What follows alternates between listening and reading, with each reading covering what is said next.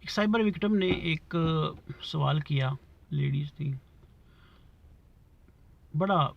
Genuine سا سوال تھا ان کا، مجھے تو بڑا اہم لگا کہ کیا ہم ہمیشہ سائبر ہراسمنٹ کا شکار رہیں گے؟ کیا ہم ہمیشہ ٹارگٹ رہیں گی سائبر سٹاکنگ کا، سائبر بلنگ کا؟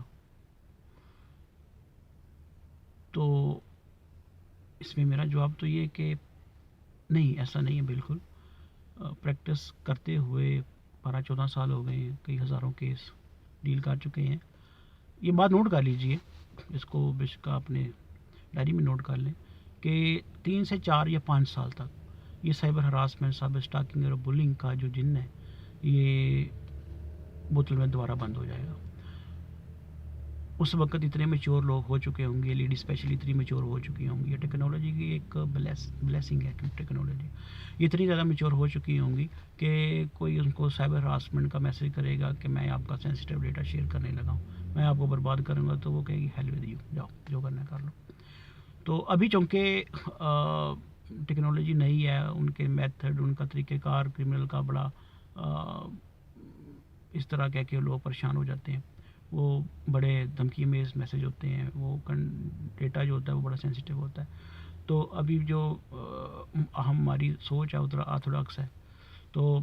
لیکن تھوڑا سا وقت گزرنے دیجئے، یہ جو بہت بڑی قرض آئی ہوئی ہے اس معاشرے میں یہ ختم ہو جائے گی۔ یہ ختم تو نہیں ہوگی، بہت کم ہو جائے گی، لوگ کیئر نہیں کریں گے، لوگ اس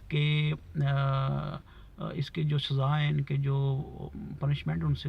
ڈریں گے، اور سب سے زیادہ کہ لوگ بھی کیئر نہیں کریں گے کہ یہ کیا بات کر رہے ہیں، اس کو تو بودر بھی نہیں کریں گے ٹینشن ایسی تھریٹس کو۔ تو اس کی میری جو اپنی آبزرویشن ہے، جو اس فیلڈ میں رہتے ہوئے میں نے کلیئر کیا، جو میں جانتا ہوں کہ یہ صرف 4 سے 5 سال کے تک اس کا ٹائم ہے، ختم ہو جائے گا۔ ہاں، آن لائن کرائم کی ایک شکل بدل جائے گی، تو جب وہ اس دور میں جب آپ پہنچیں گے،